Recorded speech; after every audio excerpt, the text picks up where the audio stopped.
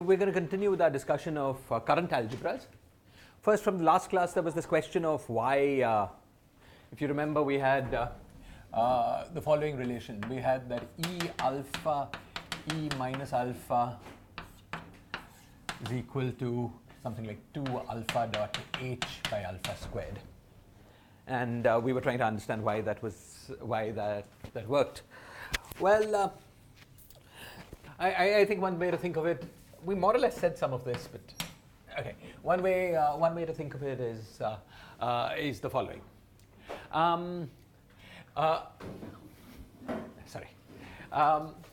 See, in order to get this coefficient here, so let's start with, we know that E alpha, E minus alpha has weight 0 under all the h's, and therefore is a linear combination of h's. Okay, so this is some zeta I hi. Okay, now we want to compute what this coefficient zeta is. So one way to do that is to take hi, multiply by hi here, and to take the trace. We've chosen a normalization such that all hi's have the same norm under trace. Let's call that 1, for instance. Okay, so that the trace of the hi's is delta, is the same number. Okay, let's for instance call that. That's some overall number which we choose for to be something convenient. Let's call it 1. Okay, so then we get the formula that zeta I is equal to this object. Okay, but now let's look at A, B commutator C. Okay, trace of this. This is the same thing as trace of ABC minus ACB by definition. Now what I want to do is to make it the trace of some other commutator. Okay, so what I'm going to do is, let's say, put C out here. Okay, so I will get trace of ABC minus, using cyclicity, BAC, which then is the same as trace of A commutator B times C. Okay, so what's the lesson? The lesson is that we're allowed to just shift the commutator to this guy as far as the trace is concerned. Okay, so in this case what we can do is to make this trace of hi E alpha E minus alpha.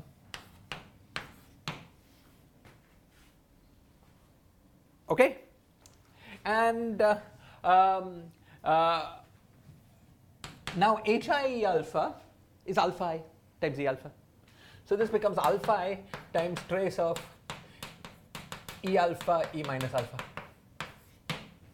is equal to zeta I. Sorry, product. Yeah, the commutator would give 0. Yes, thank you. Trace of E alpha, E minus alpha. This is basically norm of E alpha. Alpha E minus alpha is equal to zeta I.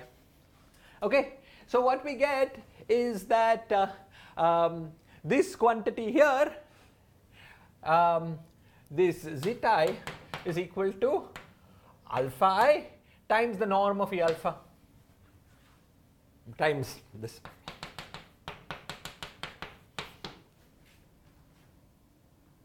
Right, because this was the definition of the norm of E alpha. I mean, in some way I've set something to 1. And if you remember last time, basically this norm was identified by 2 by alpha square. In fact, we read off the norm by reversing this procedure, if you remember last time. We used the same algebra to read off this norm. So basically, this tells us that zeta I is equal to alpha I into 2 by alpha square.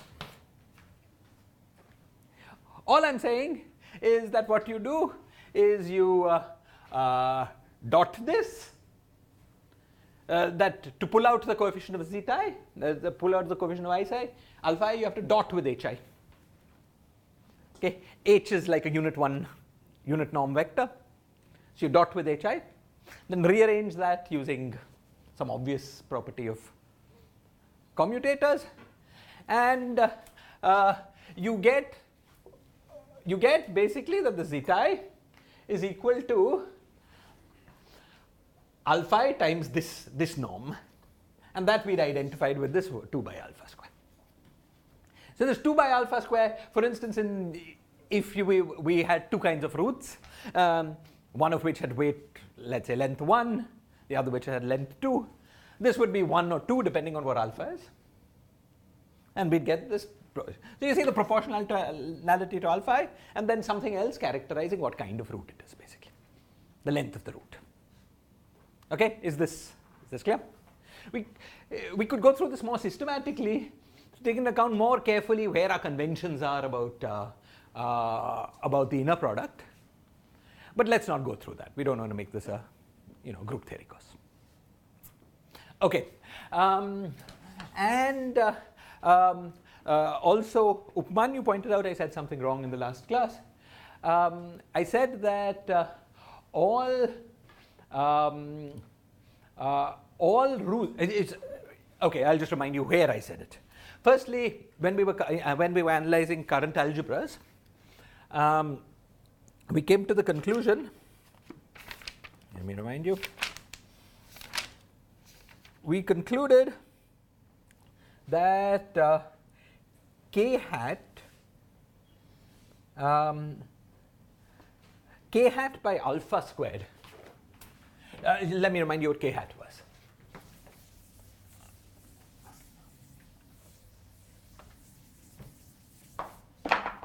We had JA of Z, JB of 0 was FABC, was sorry, k hat by Z squared delta AB plus other stuff, plus IFABC, and so on.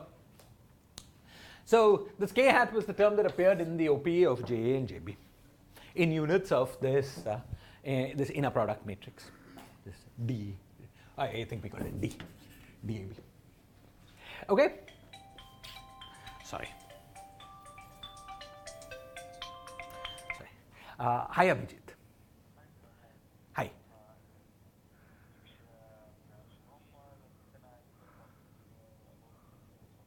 Oh, that would. Yeah, unfortunately, I'm teaching a class now. As soon as the class is over, I'll come back. Yeah. Not at all. Yeah. Okay. Thanks for calling. Bye.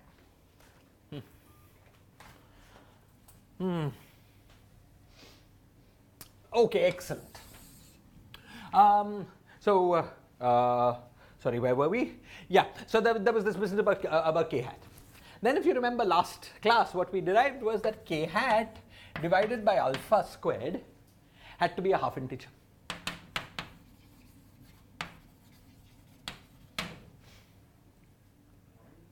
Where did we get that from? You remember we had two different SU2 algebras. The first SU2 algebra was made up of was made up of basically E alpha, E minus alpha, and alpha dot H, and then the second SU2 algebra was made up of E alpha 1, E minus alpha minus 1, and alpha dot H 0. You remember we made it out of current algebra. Okay, and the whole point was that the second SU2 algebra, in its E dot E, in the commutator of E of the J plus and the J minus, in that commutator there appeared on the right hand side. Let me remind you, how does that work? So we had the first SU2 was E alpha 0, E minus alpha 0, and H, let's see exactly, alpha dot H by alpha square. These together made a J plus, J minus, and J 0.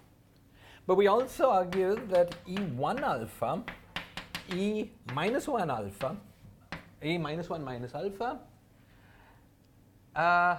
and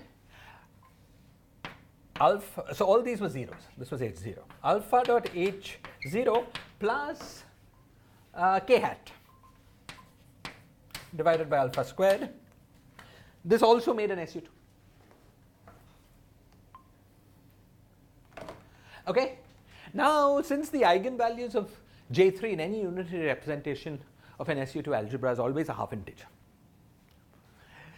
these guys are independently half integers. That's what you get by analyzing just group theory. This is an important statement about group theory, that these are always half integers. Okay? But these guys are also half integers. Okay? And therefore, k hat divided by alpha squared is necessarily a half integer, because the difference between two half integers is a half integer. Okay?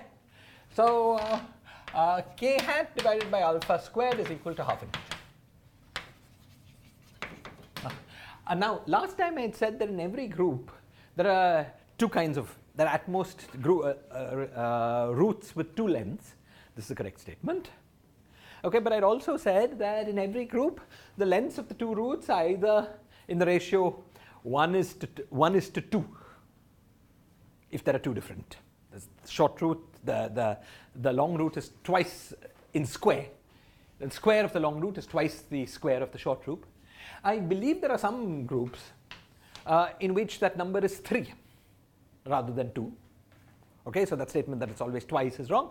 But of course, it makes no difference to the argument, because if k hat divided by the longer root square is a half integer, then k hat divided by the shorter root, as long as that shorter root is 1 by an integer, shorter root squared is 1 by an integer times the longer root, it gives you an integer on the top. Okay, so the fact I said that it was the shorter root is always half the length of the longer root, that's not right. It can sometimes be 1/3, but the argument goes through. Okay, those were the cleanups from last class. Okay, any questions or comments? Okay, so now we want to continue with our discussion of current algebras, and we started last time discussing, so let's complete this discussion. So the two things I want to discuss in general before we go on to try to use this for the heterotic string. Okay, the first thing I want to discuss is the Sugawara construction, and the second thing I want to discuss is the constraints on representations that appear, unitary representations that can appear in a current algebra. Okay, let's first discuss the Sugawara construction, and then we talk about representations. Okay. So the Sugawara construction is the observation that there is a simple and interesting operator, composite operator, that one can make out of the J's that has all the properties to be called a stress tensor. Okay? In order to understand or more precisely, there is a simple composite operator that you can make out of J's, such that the OP of that, both with itself as well as with all other J's, is precisely the OP of a stress tensor with a particular central charge. Okay, and we're going to try to understand that. Okay, in this there are two definitions I'd like to keep on the board, because we'll need one of them. We'll need some of them. The first definition was of these two quantities that we defined last class that Indranil pointed out were related to each other. The first thing we did was define trace TA TB in any representation as T, let's call that representation R, as I think we called it capital TR, yes, T little r times delta AB. We argued it had to be of this form, and what? Did you call that D, sorry. We argued it had to be of this form, and then this quantity which is T little r, it's not trace, okay, it's T little r, T subscript r. This is some quantity characterizing the representation.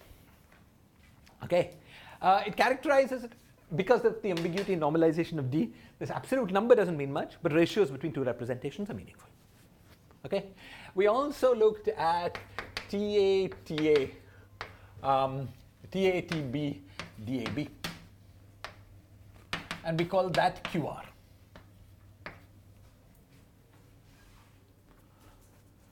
Okay, and by taking the dotting this side with DAB, we got dimension of representation, dimension of R, times dimension of G.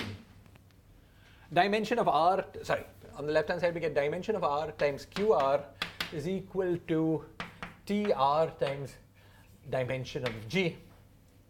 And so we get that QR is equal to QR by dimension of G is equal to TR by dimension of R. These quantities are not independent. Notice that this ratio QR by TR is independent of the normalization of DAB, because if I, let's say, scale D to lambda times D, then little t scales with 1 by lambda. But Q also scales with the 1 by lambda, because this is the inverse. Little DAB is the inverse of DAB. And DAB down is the inverse of DAB up. So it scales like 1 over lambda. If DAB up scales like lambda. Okay, so the ratio of these two is independent of what normalization we choose, which is good because it's an absolute number. It's a very definite thing. So the last thing I wanted to say is that while we define this in general, there is a particular object, a particular value of this TR that is particularly interesting, namely TR of the adjoint. Okay, so in general, so trace of TA adjoint, TB adjoint, which by definition is FABC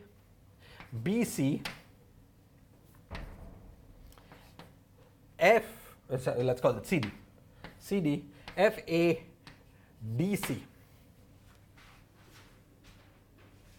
Okay, this quantity is equal to, I hope I've not got a minus off here.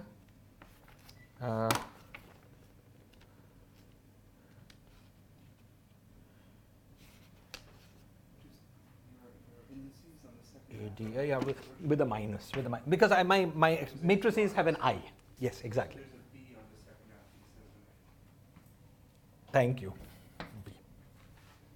Okay, this, so we could write this more without the minus if we interchange this. We raised everything, and anyway, let's write it this way. Is equal to, of course, T adjoint times DAB. That's the definition. But because T adjoint is a sort of special guy, we do the following. We give it a special name. Okay? This thing is called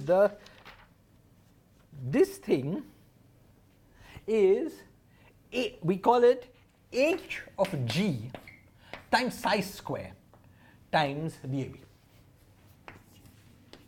it related to the dual Coxeter number? H of G is the dual Coxeter number.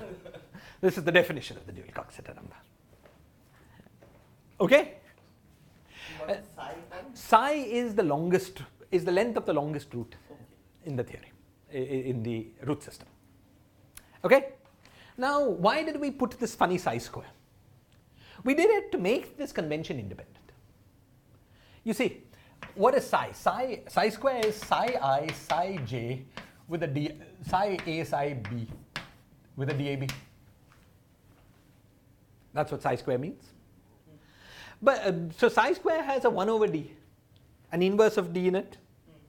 This has a d in it. So if we overall rescale d, DAB times psi square does not change. Okay? So trace t in the adjoint by itself is not meaningful, as we've discussed before. It's only meaningful in ratio. Okay? But if we normalize it with the psi square, if we write it as 8g times psi square, then it is meaningful. Okay? The dimensional space as the rank of the carton, right? Correct. Right? Correct. The cartons plus the E alphas is the dimension of the Lie algebra. Just the indices A, B, right? Sorry. Yeah. I'm sorry. Yes. Give me 2 minutes. This might be very important. It should be IJ. You're right. Sorry. It should be this. Just. Hello. Hi, Ame. Yeah.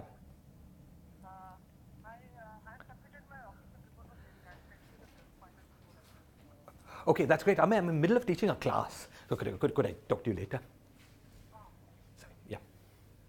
Okay, so reviewing the roots as sort of living in a subspace of the image. Exactly. What we're doing is to take these roots and writing them as no.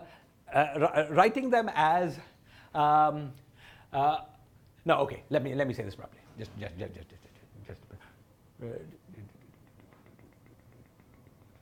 We take the subspace of the Lie algebra that has the carton, and we take that subspace, and that's where. In other words, the DAB can act on just on the carton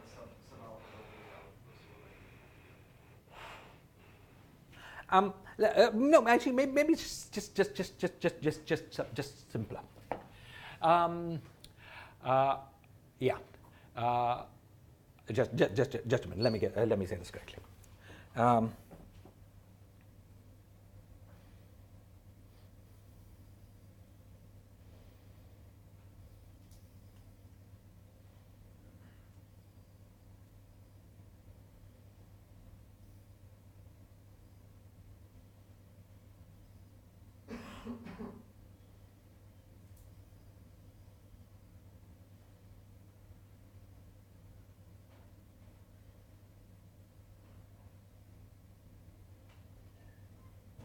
Yeah, what do I mean by psi AB? Just 1 second. So what do I mean exactly? Just 1 minute. So let's do this properly. So what was our DAB? Our DAB was like trace of TA TB was abstractly TA TB was equal to DAB. Now the most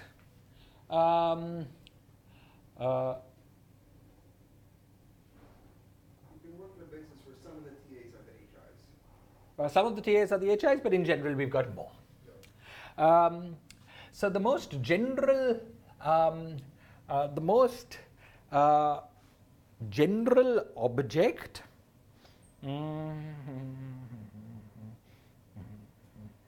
Yeah, exactly. It's exactly what you're saying. So what we're doing is this: we've got these alpha i's, which are the weights of a particular root under alpha, under hi. And then this here is just, this is dij psi I psi b. For the adjoint, the weights That's what and it the means. roots are the same, right? What? For the adjoint, the weights and the roots. The weights and the roots are the same, except that there are also zeros. So for the adjoint, there are ranks as many as the rank of zeros, and then there are the roots. But then can't we scale some? So let's say ij goes from 1 to, I think we called the last time capital A or little a. Right? Okay. Yes. And then ab goes on until whatever dimension. So if we scale just the other, right? We want that quantity at the bottom to be invariant of the scaling of d. But can't I just scale some of the directions? You can't scale some of the directions because the inner product matrix was completely determined up to overall normalization. Oh, right. Okay, there was a unique structure up to overall normalization. So you take anything that is sensitive to that one number. Yeah. Okay, that shows that. Okay, so since this is sensitive to that one number, it's fine. Okay, excellent. So this quantity h of g here is called the dual Coxeter number, and we will see this later, but in the kind of Lie algebras that are called simply laced Lie algebras, these are Lie algebras in which all roots have just one length. They don't have, most Lie algebras have roots with a short root and a long root, but Lie algebras in which all roots have one length, this dual Coxeter number is is basically given by the dimension of the group divided by the dimension of by the rank of the group. It's given by a very simple expression. We'll come to that in a bit. Okay, so but anyway, this is an particularly interesting quantity that we will keep in mind for abstract purposes. Okay, so whenever we see this quantity minus this, we will replace it by this. Okay, so now let's proceed.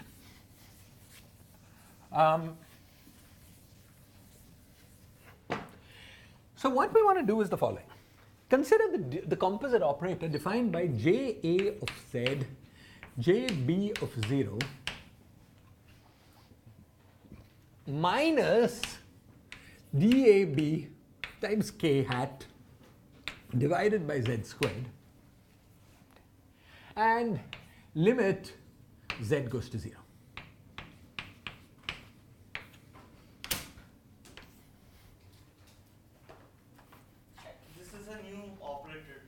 This is a new operator. So let me call this, let's say, let me put this is Z and this is Z1 and limit Z goes to Z1.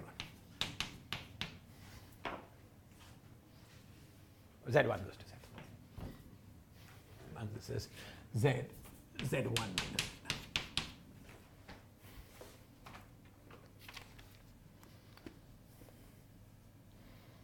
Okay, this I will use some notation. I will call this normal order JA at Z. At Z, right?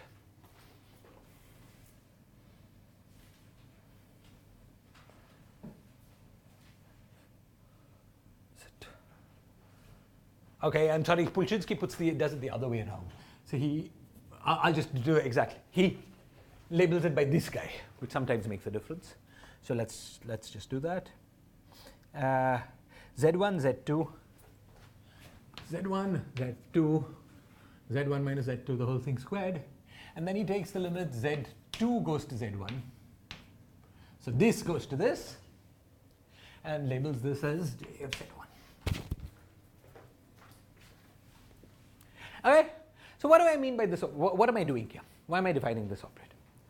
Well, you know, if I define a new operator, clearly it should be something whose 1-point function should vanish, because the only operator with non-zero 1-point function in a conformal field theory is the identity. So if I define an operator with the non-zero 1-point function, that means it's mixing with the identity. It's not going to have definite dimension, for instance. Okay, unless it is the identity.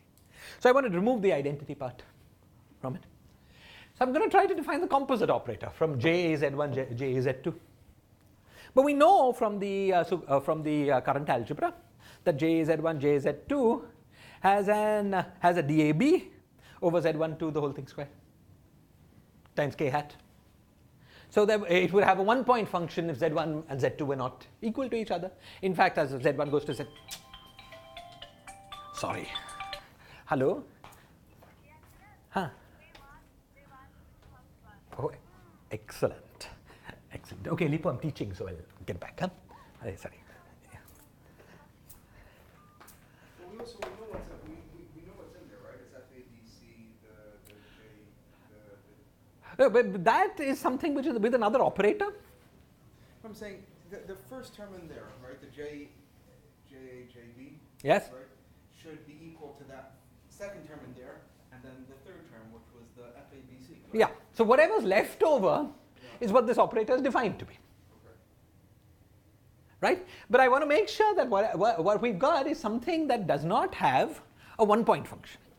Okay. So in the rest of the OP, there's a J term and then there's non-singular terms. Yes. All those are fine. Okay? But this part I'm going to remove. This part I'm going to remove in order to remove the 1-point function. This is very similar to the kind of definition we did at the beginning of the last semester for conformal normal ordering. Do you remember what we did was to remove all the 2-point functions? Okay? It's very similar, but it's not quite the same, because in that case we had a free theory.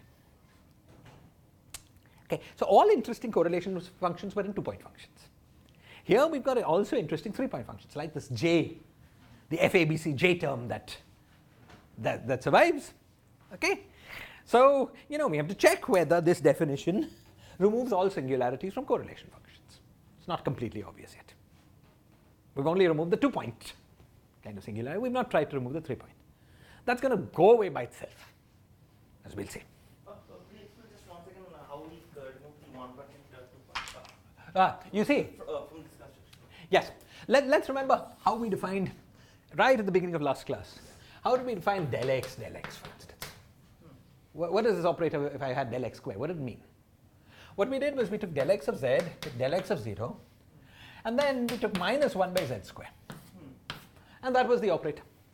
That's what we meant by del x, normal order. What we did was remove the 2-point function.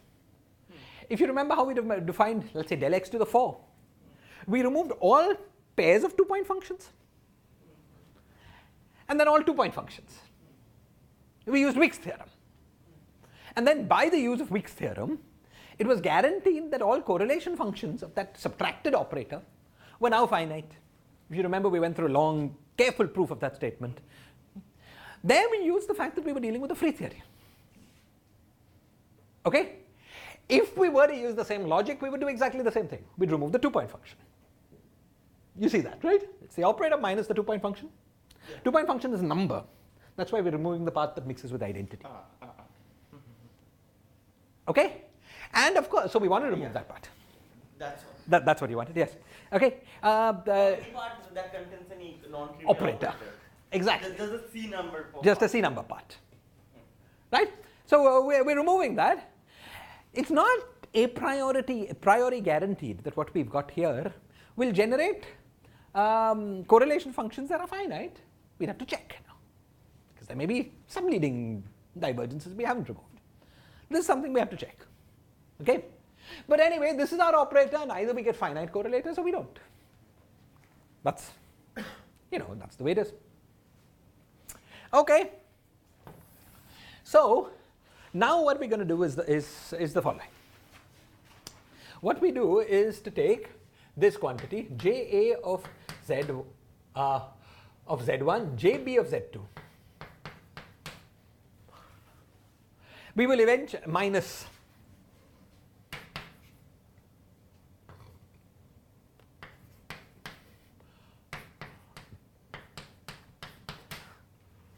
this quantity, and we'll multiply, and then we'll take 2 going to 1. This limit is in our mind, and then we'll multiply this by Jc of z3. Okay? What we want to do now is to work out the OP of this operator. What we want to do is to work out the OP of this operator with this operator. Is this clear? And take the z1 going to z2 limit in the end? Yeah, the limit is in our mind. So z3 is going to z1. Sorry, z2 is going to z1. I mean, at the end, they're all going to the same point. No. Z3 is yeah, they are going to the same point, it's true. Right. But this one is going faster. Okay. Because that's in the definition of the operator. Once you've defined the operator, z3 comes to it. Yeah. So we first have to take the limit z2 goes to z1, and then take the limit z3 is near the others. Okay, z3 only has to be near the others compared to other insertions that may be present. Okay, but z1 has to go to z2 compared to z3. Is that clear? So we've got z1, z2, and then z3, and then other insertions. So that's the hierarchy. Okay? The question we're going to ask ourselves is, can we work out this OP? Can we work out this OP just from what we know? Okay. Now, you might be tempted to do the following. You might be tempted to do, let's do the OP of this with this, plus the OP of this with this. This is the kind of thing that we did. Like Wick's construction. Exactly, when we looked at del x with something else. We said we've already contracted away this guy, and then we have to contract this guy. But because this is not a free theory, It's not clear that that's correct. I thought that rearrangement was a much more general thing. It was just a statement about different types of ordering of operators. No, in free theories, the statement is that the correlation functions vanish for right, right. But this is just a way how if you have algebras and you want to talk about right. So last time we were doing time ordering versus normal ordering or things like that. Yeah, but it's not that we're going to, see, there are two things we might want to be doing. We might want to take some operator and rewrite it in terms of some normal ordered operator. Okay? And that there's a general operation for. But that's not what we're talking about here. We're talking about trying to do the, trying to compute this OP. Okay. Now, in computing the OP, we could get away with just 2-point contractions because we were doing a free theory. Okay? There might be new singularities in 3 points that is not captured by just 2-point contractions. That used the freedom of the theory. Okay? So we can't appeal to Wick's theorem or something like that to say that, well, we can contract this with this and separately contract this with this, because there may be something new when the three of them come together. Okay, and in fact, you expect that to be right, because this with this has a j, and j with j has some singularity. Okay? So at least it's not clear that you can do it. Okay? Also, you might think, well, why do I have to appeal to any Wick's theorem? I can just use OP. I can just use the OP. Let's say I can just bring this guy near J1 and use the OP and then proceed. Yeah. But that's wrong because of this hierarchy. Z1 and Z2 are nearer to each other than Z3. So you're not allowed to bring this nearer to Z1 than Z2 is. You're not allowed to use a Z3, Z1 OP. Okay, in computing this directly. Okay, but anyway, we're going to do something like that just by using holomorphicity. So look at this argument, it's a bit subtle and sort of important to understand it properly. The first thing we're going to do is forget about this limit. Just take these three operators by themselves. Okay? And we're going to ask, in any correlation function, what are the singularities that can occur? Okay, what are the singularities that can occur as Z3 goes towards Z1 or Z3 goes towards Z2?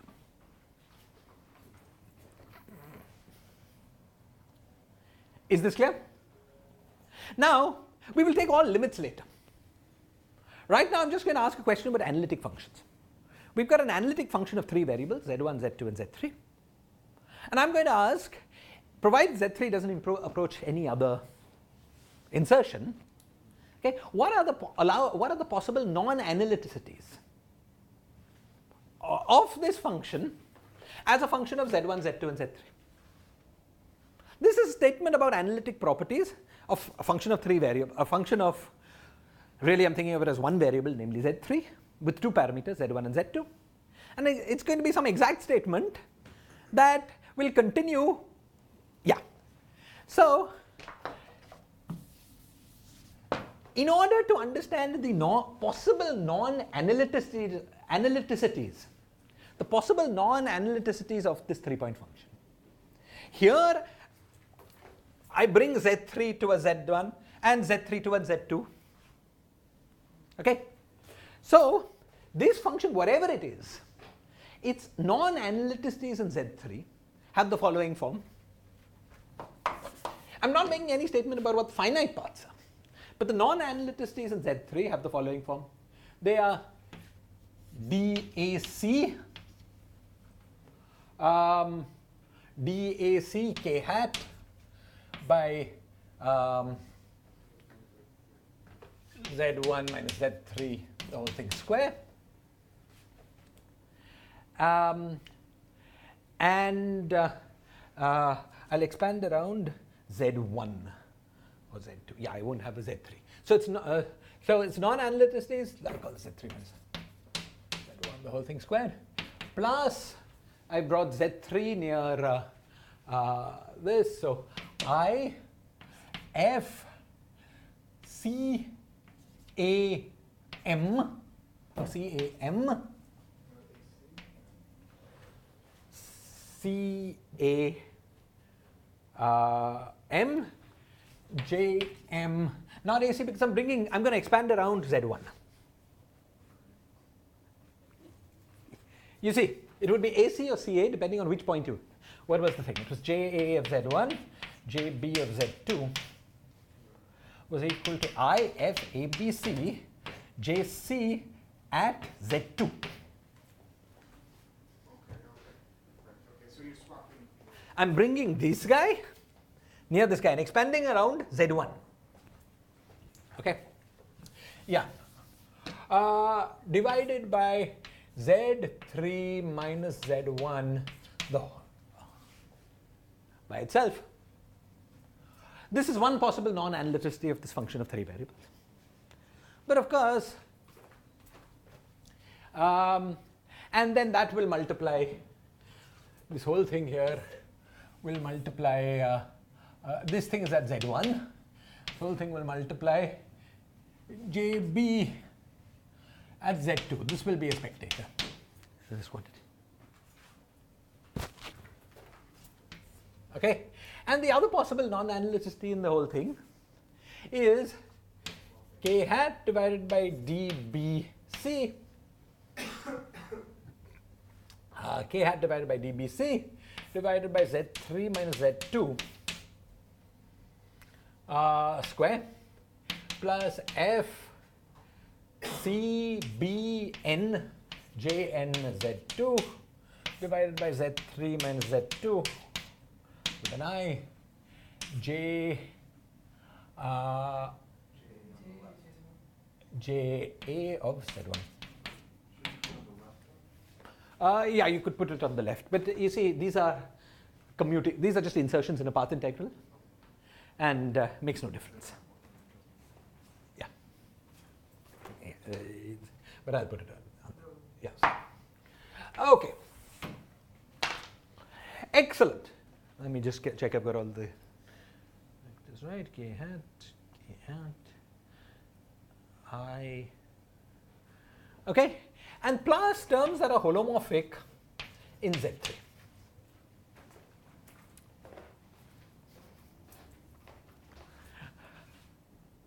Okay. So now the key point is this. The non-analyticities of this function are going to be this for every value of Z1 and Z2. Okay? Even if we analytically continue Z1 and Z2 away from, in order to obtain this guy, we took Z3 nearer to Z1 than Z2 was. In order to obtain this guy, we took Z3 nearer to Z2 than Z1 was. But now these have to be analytic functions. The whole thing is an analytic function apart from singularity. It's an analytic function in Z2 and Z3. So the structure of these non-analyticities will be correct and their residues will be correct everywhere. So once we've got this expression here, we can reliably use this just for these non-analyticities. Okay, we can reliably use this everywhere, including when Z1 and Z2 come closer together than Z3 was. This is very important to understand. Is this clear? You're just saying that this. Yes. In finding this, right, we're looking at the full structure, but we haven't really made the statement that Z3 is going to Z1 or Z3 is going to Z2 or anything like that. We're just saying this is the full structure. This is the whole structure, and in this whole expression, this is some function of 3 variables. In this whole function of 3 variables, we know that we know the following. We know that the only possible non-analyticities in this function happen when Z3 goes to Z1, when Z3 goes to Z2, or Z2 goes to Z1. We're expecting to see something happen here when Z2 goes to Z1. When Z2 goes to Z. Now we're going to take this and expand this for Z1 and Z. We're going to take this structure and expand it when Z1 and Z2 is very small. But let's try to understand this whole statement better. Basically, the Z1 minus the Z1 Z2 singularity should be an additional term from the K hat DAB Z1 Z2. Right? exactly. The Z1 goes to Z2 singularity. Yeah, see, but now what we're doing is doing this OP. And the OP here has nothing singular in Z3. So this term, though it's there, will not contribute to this OP. I'm saying that the Z1 Z2 singularities are not here, but they're over there. They are over. At the Z3 Exactly. For us, Z1 and Z2 are parameters that will never be taken to be exactly in the same point. I'm looking at this whole thing as a function of the variable Z3. Okay? As a function of the variable Z3, this, as a function of the variable Z3, for any value of Z1 and Z2, these are the only possible singularities. And so that's true no matter how close Z1 and Z2 come together. That's basically it. I mean, it's really just a simple statement. Okay? So first I have this function. These are its only possible singularities as a function of Z1, of Z3. And now in this statement, what I do is bring Z1 to Z2. I want to understand, why am I doing all this? Because what I want to do is to understand the OP between this operator and the J3, JC. This operator and what was it? Where did I write it down? This guy, JC of Z3. Okay? So now I've got the singularity structure as a function of three variables, and now what I'm supposed to do is to now first take Z1 to Z2. Because I want to define the operator. And then after that, Taylor expand in Z3. Is this clear? Okay? Whatever I do, I've ensured I'm only interested in the singularities in Z3. I've ensured that I've got all the singularities correct. Okay? So now, this is the singularity structure, but I have to evaluate the singularity structure by first taking Z1 to Z2 and then taking Z3 small. Z3 minus that combined value small. Is this clear? Okay? If you do things in the wrong order, you get different answers. Maybe I'll give you an exercise about this. If you do, for instance, the exercise, try to evaluate this OP naively by just using the OP of this guy with this guy and this guy with this guy and saying that's the answer. If you just evaluate that OP, in evaluating that OP, you take this Z31 to be the smallest guy in the problem when you're doing that OP, and Z32 to be the smallest guy in the problem, you'll get some answer which is pretty similar to what we'll get, but not quite right. Is there something physically wrong with that answer? Or just be a different answer? It's a different answer, it's just wrong. Yeah, okay. We're doing basically the same thing. See, what we've done is essentially take the OP plus the OP. But what's key now is in this answer, we first take Z1 to Z2 and then take Z3 to Z1. So if you did the exercise I gave you, what you would do is evaluate this by taking Z3 to Z1, evaluate this, taking Z3 to Z2, and then saying, now let's in that set Z1 equals Z2. You get a different answer when you do that from what you do if you do what I'm doing. Okay, it's an order of limits kind of issue. Okay, so let's proceed now. So what we want to do is to take Z1 to Z2, or does he take Z2 to Z1? He takes Z2 to Z1. So let's take Z2 to Z1. Okay, so here we already had Z1s. Every time we see a Z, but we've got a Z2 here. Okay, so let's expand it out sort of carefully. Okay, now I'm going to take Z2 to Z1. So firstly here, there is a term which is k hat DAC JB, okay, DAC JB of Z2. So this is Z1 of Z3 minus Z1, the whole thing squared. And then we should keep terms all the way until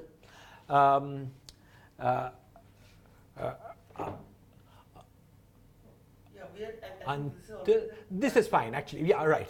We want to keep all terms to orders. I want to keep only terms Z1 to the whole things to the power 0. What do I want to check? First I want to check is that there are no singularities as 1 goes to 2. And secondly, once 1 has gone to 2, it's gone to 2. So any term that involves Z1 2 to some positive power, we throw away. Okay, so this guy, I'm taking 1 to 2. This clearly has no singularity, so this is just Z1. Okay, what about this guy? This guy is IFCAB, CAM, JM of Z1. Now we're going to take Z2 to Z1, and here there's a potential singularity, because we have to use the OP here. That gets killed by this term presumably. Yeah, it'll get killed by some other term. We'll watch it carefully. It'll use some antisymmetry of F's. Yeah. Z3 minus Z1, and now I take this quantity. So I take JM Z1, JB Z2. Okay, so I evaluate it at Z1, and so I get one term is delta MB DMB k hat over Z2 minus Z1, the whole thing square. And then there is the second term, which is this with this, so that's IFBMQ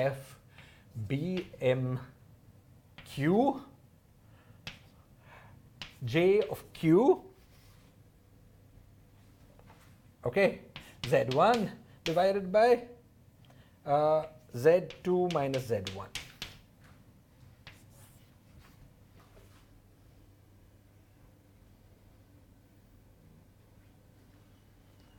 Is this clear?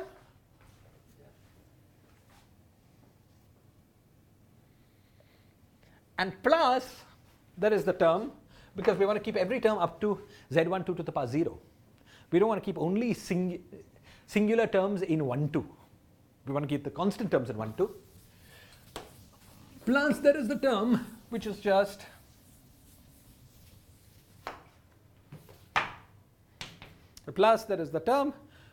the simple product of these two things. So I F CAM JM Z1 JB Z1.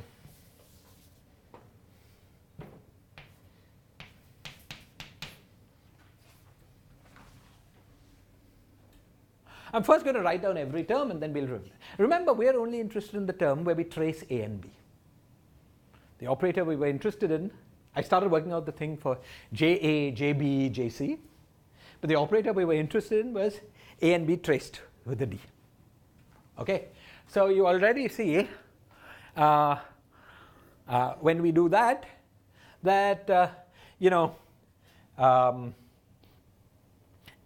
if I trace A and B, I will basically lower this, and exactly, I will basically lower this quantity. It's basic, if you ignore the difference between up and down, that is essentially contracting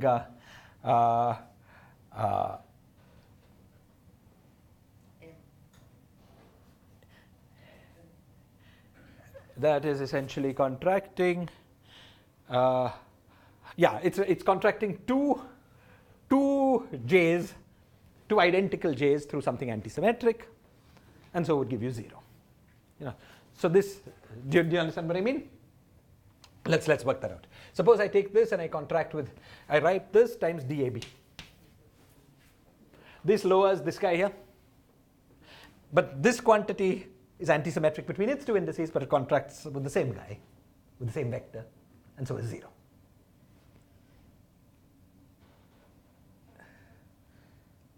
Can you tell me like a trace in this operator of 0? See, the operator we were interested in was DAB, JA, JB, Z2, Z1, limit Z2 going to Z1, minus whatever subtraction. That's the quantity we're interested in. That's the quantity we're going to try to identify closely with the stress tensor. Okay? We've done the computation with A and B separate. But in the end, I'm going to take that and dot it with DAB. Okay? So this quantity is non-zero before the dotting with DAB. But after the dotting with DAB, we'll just give 0.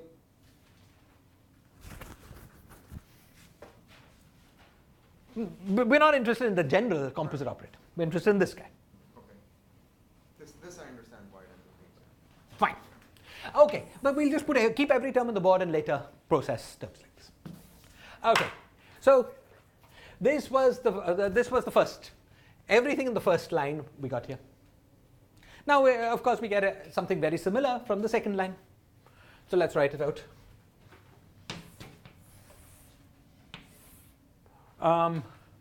So now we take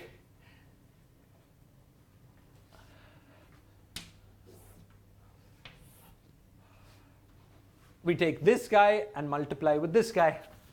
So we get JA of Z1 over Z3 minus Z2, the whole thing square, into K hat dBc.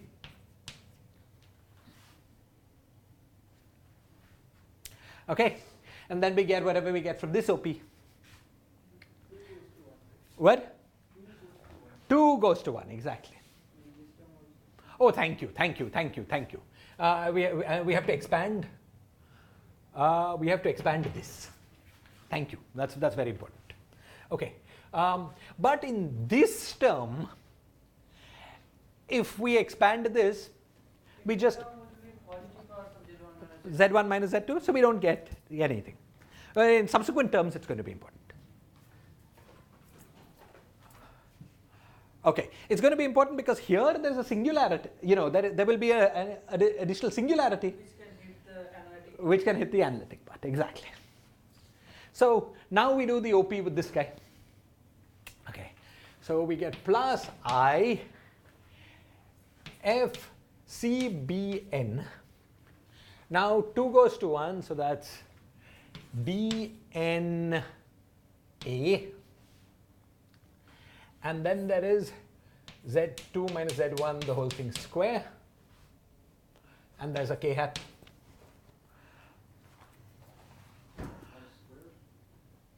That's the whole thing square. And then Z3 minus Z2, the whole thing square.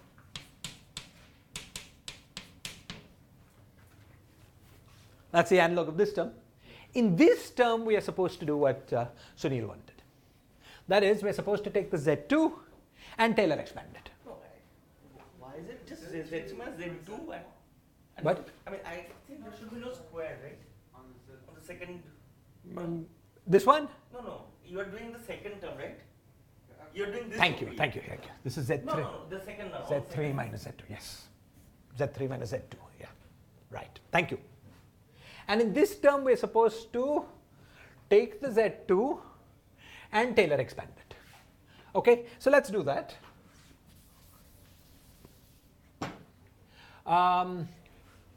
So this will give us Z1, and then there is the term where we have plus. So let's write. So I'll write the Z1 later. Z3 minus Z1 plus Z1. 1 by Z3 minus Z1, and now this thing will become effectively square, right? And we'll get a Z1 2. Yes. And I'm doing the following. I'm doing 1 over this, x plus yes, a. second term. is equal to 1 over x, till expanding next. And then the derivative, which is minus 1 over x squared a. Yeah. So my effective a was minus was plus z12, right? My effective a was plus z12, and so I need a minus. Is that okay? Yeah. I hope I've got the. All right, this is z21. I hope I've got the sign right.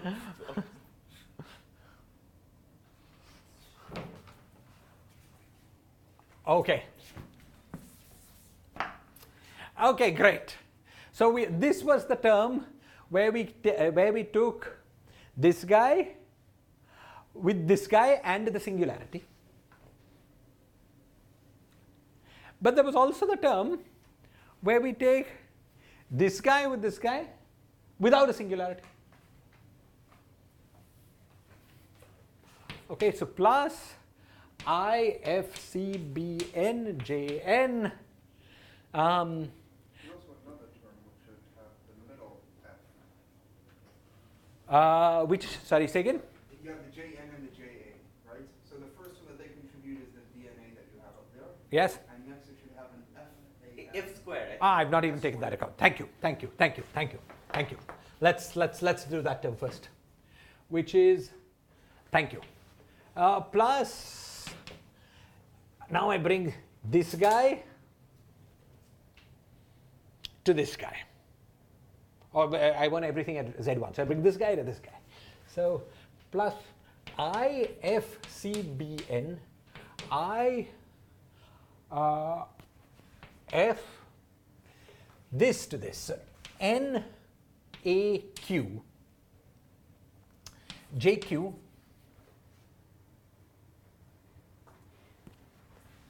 of Z1 divided by Z3 minus Z2 over Z2 minus Z1, exactly. And now, once again here,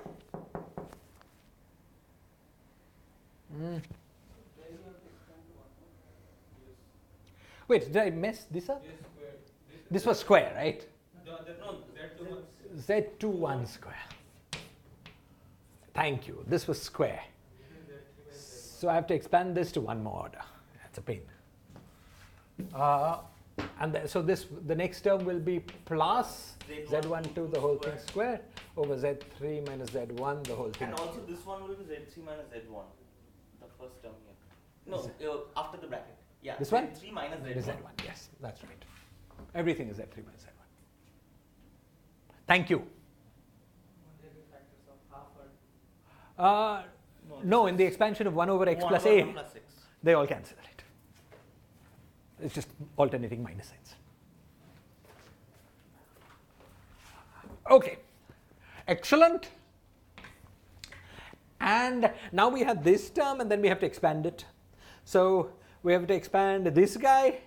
So plus I F C B, okay, just let's write it as Z3 minus Z1 into 1 by Z21 plus minus 1 by Z31. I think that's right. Let's write this whole thing here as 1 by Z31 into 1 minus this Z31 will go.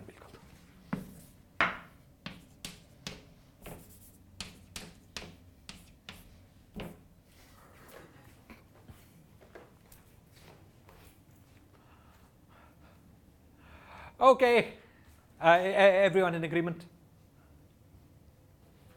So we've got a lot of terms. It's a pain, right? It's a pain. We've got a lot of terms. Okay, Now what we want to do is to first check that every term that has a singularity as z2 goes to z1 vanishes. Okay? So what terms did we have that had a singularity as z2 goes to z1?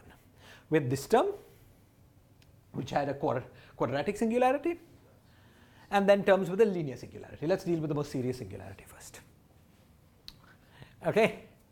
Now, this term, let's use this d to raise this object. So what was the coefficient of this? So the coefficient of this thing was I, F, C, A, B.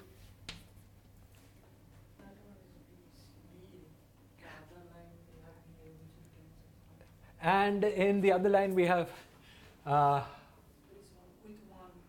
the one which had the square. No. The first. Yes, Z21. I, F, C, B, A. Okay. C, B, A. Good. So that cancels even without taking the trace. Each term individually vanishes after we take the trace. Okay? But anyway, these two terms, they just cancel. Okay? So that's good. This term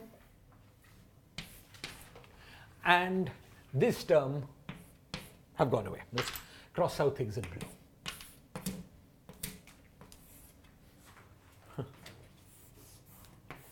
And this term have gone away.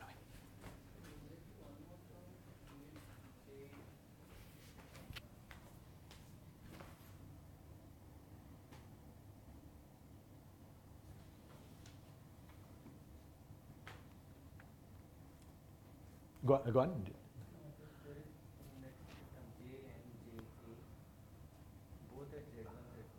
Wait, sorry. Where are you pointing, sir? Yep. This with this?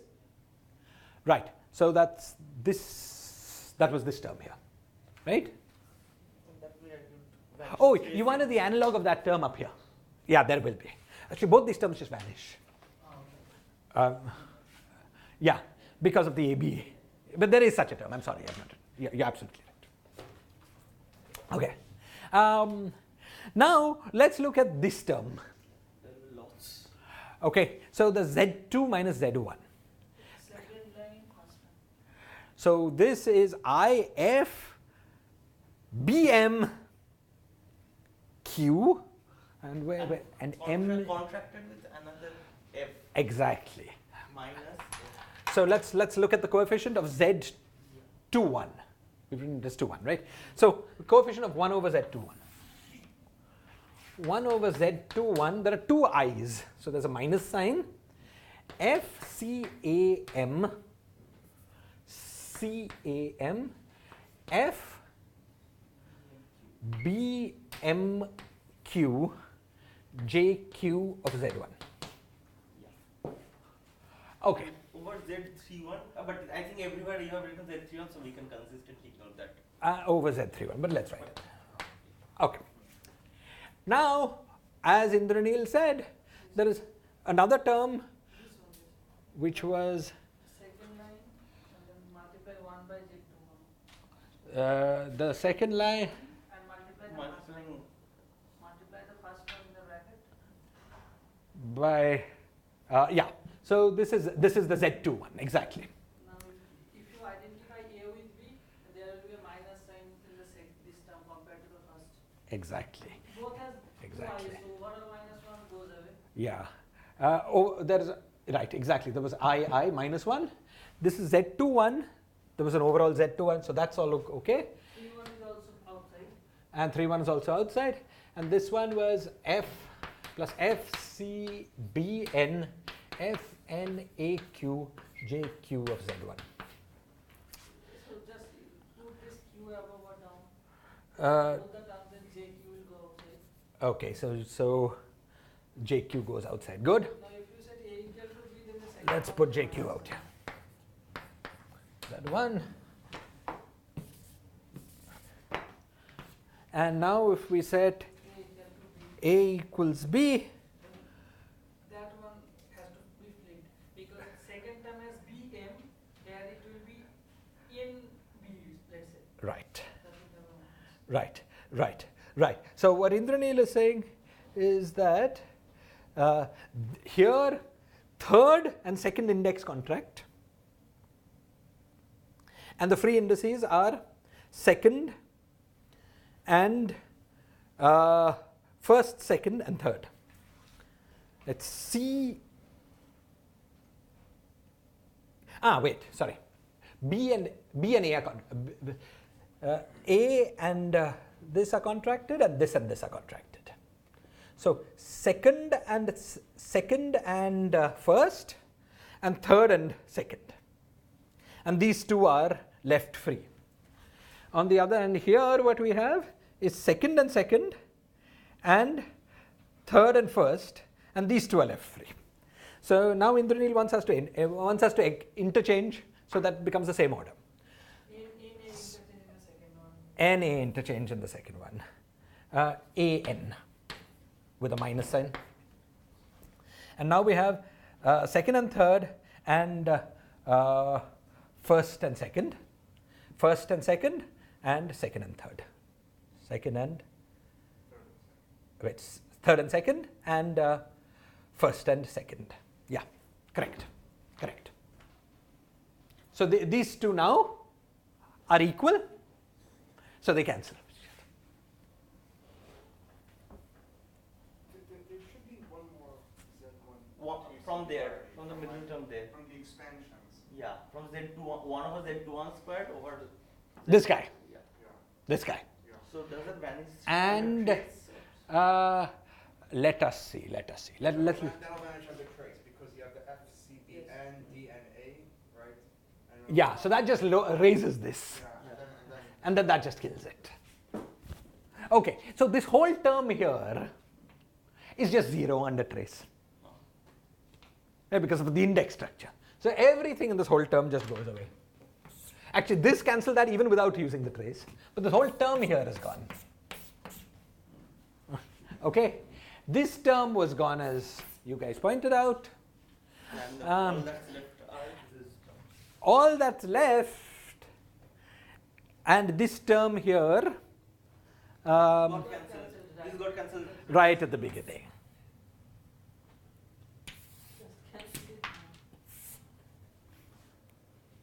Yeah, we just cancelled it now. Exactly. This we cancelled it. Sorry, thank you.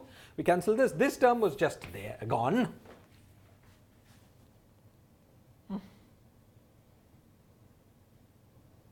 Right, because of the antisymmetry. Okay, so now everything that was potentially singular in Z12 has gone away. This is quite non-trivial, because you see, naively you might think that you've not done enough subtraction here. You assume that vacuum gets killed by all J's. Where have I said anything about vacuum? Okay, so if you do that OP between J1 and J2, Uh-huh. then first you get this singularity K by this, Uh-huh. and then you get terms like J by some lower singularity. Ah. Now, if you assume that J is the vacuum, then those singularities will not be present for this operator. Well, kills the state corresponding to the identity operator, more precisely. Yeah, that's what. Yeah, but you know, we're dealing with the conformal field theory, we're assuming it's unitary and so on. Okay, the only operator that is allowed to have a non-trivial expectation value is the one proportional to identity. See, J has a weight. Yes. If I agree that only identity operator will have non-trivial one-point function. yes, so J by definition was a weight 1 operator. Yes. A weight 1 operator. You cannot have at zero temperature, you will not have any one-point function. Exactly. Yeah, so maybe it's the same statement. The conformal invariance is not spontaneously broken. Maybe that's what he's saying. Yes, I'm assuming that. That's what you're assuming. That's what I'm assuming. I agree. Yeah. And also you are in 2 dimensions, so global symmetry is breaking. Well, but this is a slightly funny symmetry. Yes. This is what exactly I was thinking, that should I ask this? Uh-huh. Because it's 2 dimensions, and if you try to break it. Yeah, I mean, you know, it could be that there is a discrete symmetry that you could imagine that there was some field which had 2 vacua. Yes. not like a U1. And the true vacuum of, if it was expanded around here, would have conformal invariance. But Yes. if expanded around here, doesn't. And even in 2 dimensions, you're allowed to have discrete symmetry breaking. Discrete symmetries might be. So there might be some field which has 2 minima, let's say. Okay, one here, one there. You break to that, some Ising model kind of Yes. Kind of thing. Breaking discrete global symmetry. which would then break conformal invariance. Yes. Yeah, it's not clear to me that that's forbidden. Okay. Okay, but you're right. We're assuming that it's a conformal theory. That's exhibiting all the properties that way. Okay, so now that we see, but I want to emphasize one thing. The thing I wanted to emphasize is it's not at all clear that all the Z1 or Z2 singularities should have gone. In fact, you might have thought that they shouldn't go.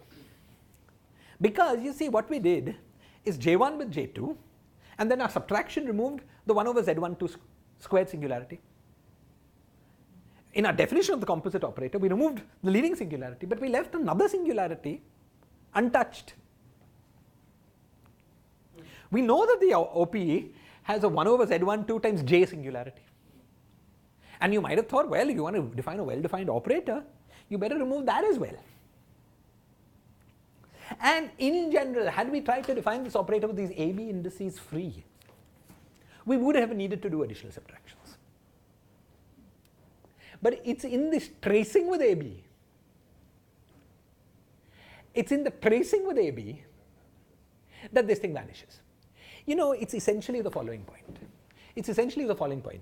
That JA with JB generates the group transformation, locally makes JC transform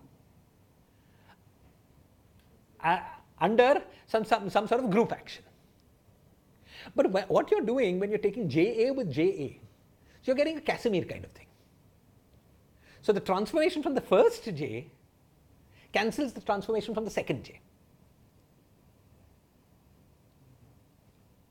And that's why this second term, the second singularity, which could have been there, actually goes away, but goes away only when you add up the 2 singularities. Right? It's basically trying, one thing is trying to rotate it one way, the other one is trying to rotate it the other one, and neither is actually rotating it because it's the Casimir, because it's color singlet. Okay? Because of that, once you take the trace, we didn't actually need to do an additional subtraction. So it's a very beautiful kind of operator. It's a minimally subtracted kind of operator. Makes sense on its own, even though the OP might have suggested you needed more. Okay, good.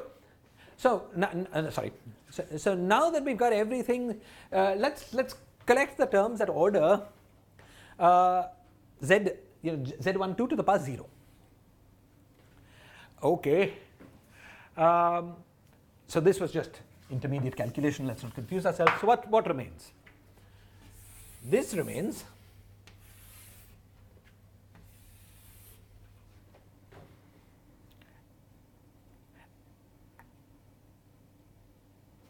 And that one remains. This remains, and This one. this guy remains here, and this guy. And this guy with the last. This guy with the last term. And we should get the derivative somehow, which we'll come back to in a moment. I've been a bit careless at setting some Z2 to Z1 at some point, where we'll come back to that in a moment. Sorry. So there was a question? Let's look at these 3 terms first. Okay. When I look at these 3 terms, what do I get? Yeah, First, that JZ2 will have some additional derivative term. that's an additional. I've been a bit careless about that. I'll come back to that in a moment. Notice that these terms that we've kept are all Z31, the whole thing square terms. Yeah, most singular. Okay. No. And these things come with this and this, but also with this. Okay? So let's add it up. So what have we found? Now this whole operator we will call, we give it a name, let's call it O, this composite operator that we defined. Sorry, say again? The O is this whole big thing that we're looking at with the JC? No, without the JC. The composite operator itself, okay? With the subtracted quantity. With the subtracted, the subtraction made no difference for this calculation. Yeah. Because the OP between a constant and an operator had no singularity. Right, we were looking only at the singular terms in J3. There are no singularities when J3 hits any constant, doesn't matter what that constant is. Okay? So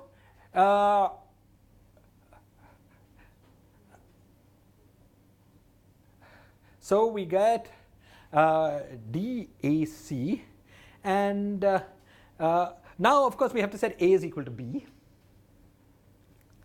Okay, we have to multiply this whole thing by DAB.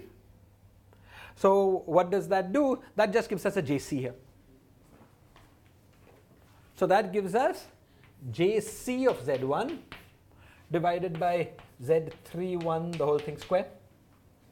Sorry, OJC is equal to JC of Z1 divided by Z31 the whole thing squared. Let's take 1 by Z31. Z31 the whole thing squared. J3 of Z1. Then, and there's a K hat somewhere, K hat. So we pick up exactly the same thing from here.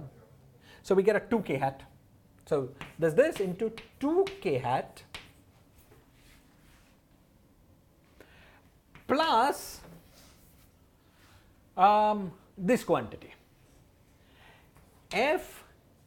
FCBN with a minus sign because of the 2 i's. FCBN FNA NAQ JQ. What? No, it's.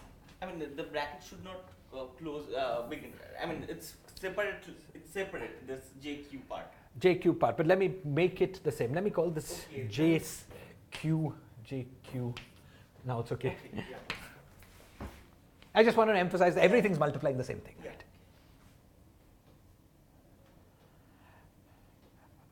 Index one. No, but Oh, this is a JC? Yeah. I'm sorry. You're right. C. With Yeah. some delta, there will be some another. Yeah. Let me process this in a moment and we'll get rid of that. You see, this quantity here, remember our definition of the dual Coxeter number. Our definition of the dual Coxeter number was trace of JA, JB in the adjoint representation. Okay? Trace of JA, JB in the adjoint representation. So trace meant setting this guy to this guy and this guy to this guy with some minus signs. Okay, so let's first write an accurate formula. So there was JC, and then as you said, there was a JQ here. All you have to do is write normalization for the stress tensor. Exactly. You didn't fix that normalization. Exactly. I'm going to get the normalization for the stress tensor. Okay, this thing multiplies everything here. Now, this quantity, I have to trace B and A. Okay, so I'll just write it. I'll put one of these down, and this becomes B. Yeah. So this is the CQ component of that operator that we're looking at. Okay, and so now I just have to get the sign right. This is, in a moment, let me put this n down here and the n up here. And the numbers that the things I wanted to trace were the last two here, but I use cyclicity. So this is Q and B. And that's perfect. This is exactly the order in which we defined the dual Coxeter number, because it's matrix multiplication. This with this and this with this. Okay? And the minus is because there was the I also in the, so we defined, if you remember, the dual Coxeter number with a minus sign. So this is this whole thing, but you know, this whole thing becomes dual Coxeter number times psi square times delta CB, delta CQ.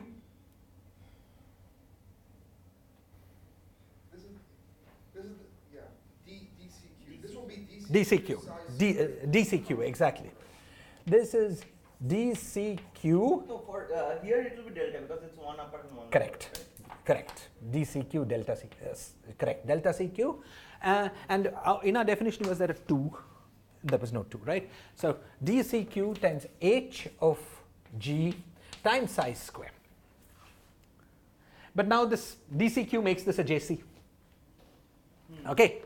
So now we have what I wanted, which was that O times JC of Z1 is equal to 2k hat plus G of H of G, this dual Coxeter number psi square, divided by Z1 3, the whole thing square.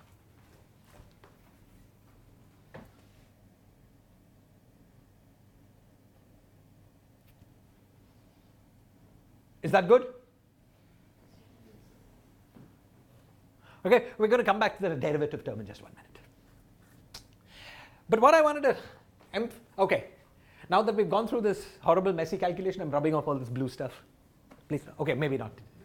Yes. No, we cancel all the Z1 to square singularities even without using that term subtracted term in the O operator. Yes, because we were only looking at those terms which had singularity in Z3. The subtracted term, the O operator, has singularity in 1 goes to 2, but no singularity in Z3. Because J3 is just a constant. So you know what we're doing here is looking at all terms in the OP that are singular in J3. So it's blind to that subtraction. Okay, that subtraction was for our aesthetic, understanding of it, because we don't want this operator mixed with identity. So it clearly must be there, but it didn't affect this calculation at all. And there will be a JQ here just to be JC. Yeah. Was that okay, C. Okay. JC. Thank you. Now let us remember that last It's like time. stress tensor. Exactly. Now let us remember that last time, I'm running out of space here. I don't want to rub out but let me just write at the corner. Let us remember that last time we had identified that k hat divided by alpha squared divided by psi squared, the longer root, was a half integer. Okay, and so we said that let's define k hat to be equal to, let's define 2k hat by psi square to be equal to k, where k is now an integer. So k hat is equal to k psi squared by 2. I'm not liking the by 2. I mean, that does look. That looks good? Yeah, okay, it looks good because there's a 2 here. Thank you. And therefore, this thing can be written in terms, k hat was convention dependent because it depended on the normalization of the inner product. By scaling d, you scale k hat.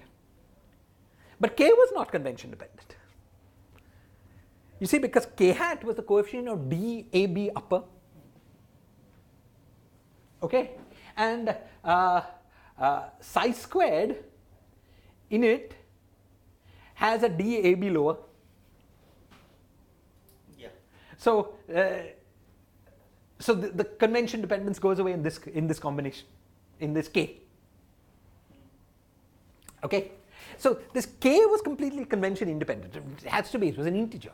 It doesn't scale by scaling something. You can't scale it naively. So rewriting this in terms of the convention independent guy,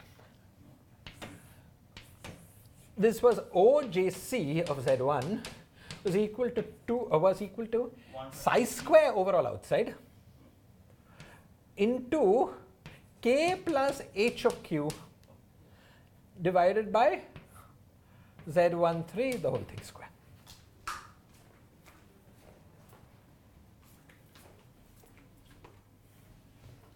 Okay, so now finally what we're going to do is to say, now suppose we define our stress tensor to be our O. So it's JC, this normal order JC divided by this quantity, psi square into k plus h of g. So if this is supposed to be the tensor, why don't we see the derivative terms on the chart? Because we ignored it. It's coming. I'm sorry, there's one term I just missed, which I'm coming to now. Okay, excellent. Now the question about derivative terms. Yeah. So so somewhere I missed it. Yeah, this expanding the first line, this JBZ2, this will. Yeah. Where have I missed it? Just one minute. I want something. Somewhere I've missed. Just one minute. It's probably here. Here, this had no singularity as one meant to do. No, what I meant was this JBZ2, that had to be taken, this 1 over, you could. Oh, wait. You're probably right. Just one minute. Just one minute. Thank you. You're absolutely right. After getting rid of this, this is now in the. Wait. We want 3 goes to 1. In 3 goes to 1. Yeah, so it has to be a derivative on JC. Well, you have DAB and then a DAC times the JB, right? From the first one, the K hat DAC, and then you'll have a DAB, which will make the JB into a JC. And that's where we'll pull out. Yeah, but that was at Z2 or not? It's just a minute. Where have I missed it? I'll get it.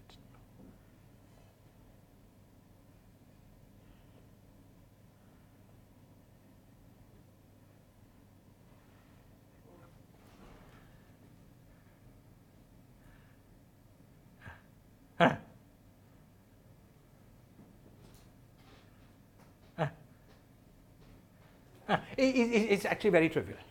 You know what we found is everything here at Z1. So let's review what we found.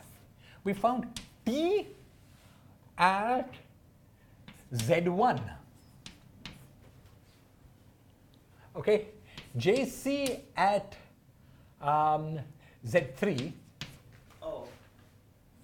Okay, is equal to this business JC at Z1 divided by Z13 square. But we're supposed to evaluate this not at Z1, but at Z3.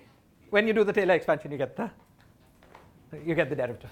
Okay, we didn't miss anything. We did it all right. We just have to do it.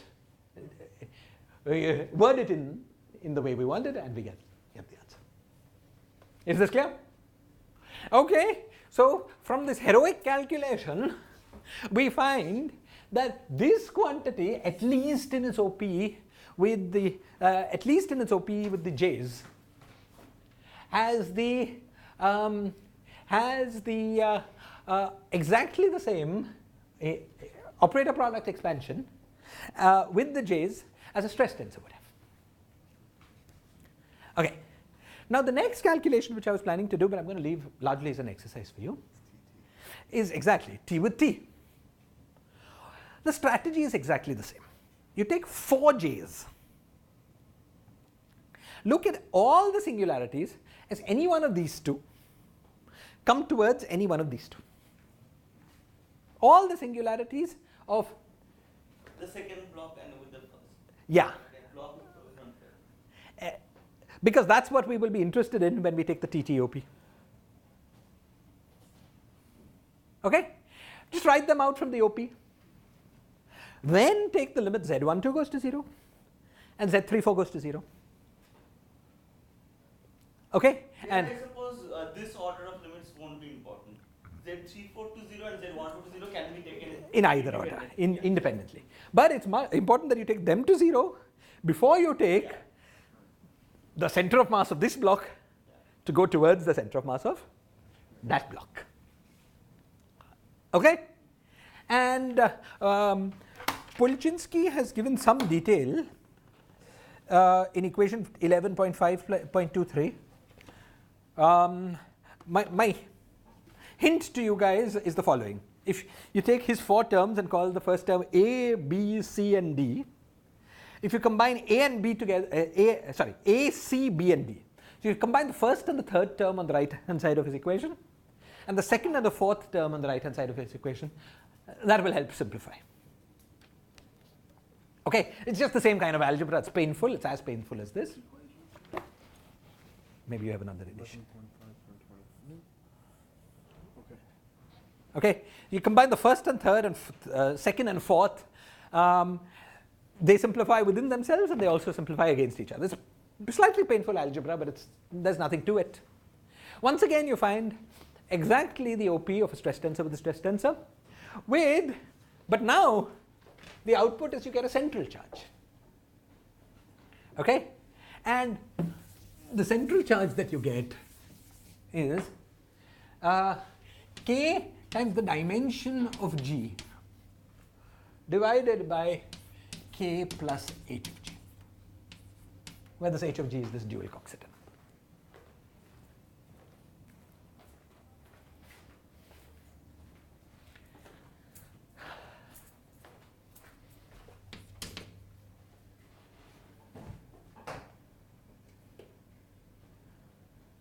Is this clear?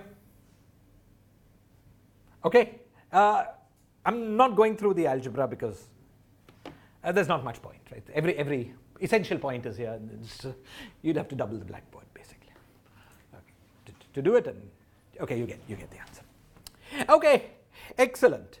So, what have we concluded? Well, it's important to understand what we've concluded, and then we will take this forward for the heterotic string. I think in a month and a half. I'm sorry about that, but okay. What we've concluded is the following. Look, suppose we've got a current algebra in a conformal field theory. That conformal field theory may have its own stress tensor. Now we've constructed something we're calling a stress tensor. Let's call this thing T Sugawara. Now, in its OP with all currents, this 2T Sugawara has exactly the same singularities as the full stress tensor. Therefore, if you take the full stress tensor minus T Sugawara and you look at the OP of that with all currents, you find that it is that you get something analytic. What is the proof that this central charge is the one that you will get if you construct using diffeomorphism? So using diffeomorphism invariance, you can construct the stress tensor, differentiating with respect to medication. You see, it may not even be true. Yes. Because you might have, let's say, a sector with current algebra plus a decoupled free theory. Yes. Or some other decoupled theory. Stress tensor cares about the whole thing. Yes. So even in the case where you don't have this kind of structure, that you have another decoupled thing which the current algebra does not know about that. Exactly. That contributes to the central charge of the stress tensor. Then this is the obvious situation in which they are different. Yes. But in other cases, is this central charge will be equivalent to the central charge that you construct using diffeomorphisms? No, what do you mean in other cases? If there is no operator